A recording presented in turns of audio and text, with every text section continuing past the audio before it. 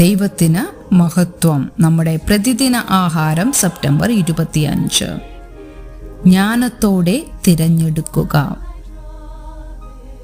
ഒരു മനുഷ്യൻ സർവ്വലോകവും നേടുകയും തൻ്റെ ജീവനെ കളയുകയും ചെയ്താൽ അവന് എന്ത് പ്രയോജനം? മർക്കോസിന്റെ സുവിശേഷം 8-ാം അധ്യായം 36-ാം വാക്യം. ബഹിരാകാശ സഞ്ചാരികളുടെ കമാൻഡർ ഇന്റർനാഷണൽ സ്പേസ് സ്റ്റേഷനിലേക്ക് ഒരു യാത്ര നിശ്ചയിച്ചപ്പോൾ ബഹിരാകാശ സഞ്ചാരിയായ ക്രിസ് ഫെർഗുസൺ ഒരു കഠിനമായ തീരുമാനമെടുത്തു.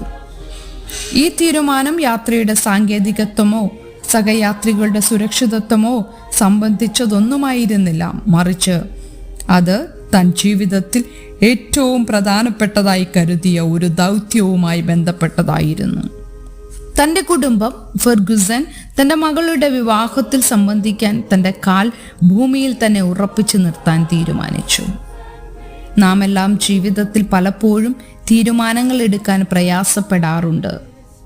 നമ്മുടെ ജീവിതത്തിൽ ഏറ്റവും പ്രധാനപ്പെട്ടത് എന്തെന്ന് വിലയിരുത്താൻ കാരണമായ തീരുമാനങ്ങൾ. കാരണം ഒരു കാര്യം സ്വീകരിക്കാൻ മറ്റൊന്നൊഴിവാക്കിയേ മതിയാകൂ.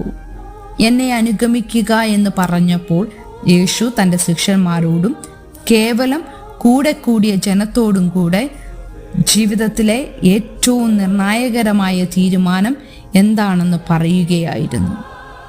ഒരു ശിഷ്യനായി യേശുവിൻ്റെ കൂടെ നടക്കാൻ തന്നെ ത്യജിക്കണം എന്ന് യേശു പറഞ്ഞു. ക്രിസ്തുവിനെ അനുഗമിക്കുന്നതിൽ വന്നു ചേരുന്ന ത്യാഗങ്ങളെ അവഗണിച്ച് സ്വന്തം താല്പര്യങ്ങളെ മുറുകെ പിടിക്കാൻ അവർക്ക് പ്രലോഭനം ഉണ്ടാകാം.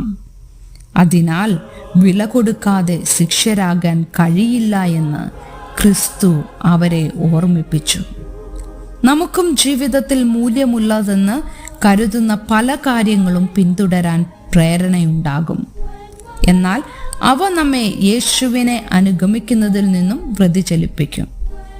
ജീവിതത്തിൽ ഓരോ ദിവസവും നേരിടുന്ന തിരഞ്ഞെടുപ്പുകൾ ജ്ഞാനത്തോടെ ദൈവമഹത്വത്തിനായി ചെയ്യുവാൻ ദൈവത്തിൻ്റെ സഹായം തേടാം.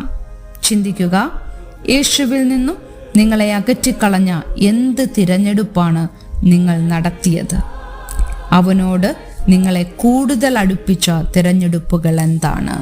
ദൈവത്തിന് മഹത്വം.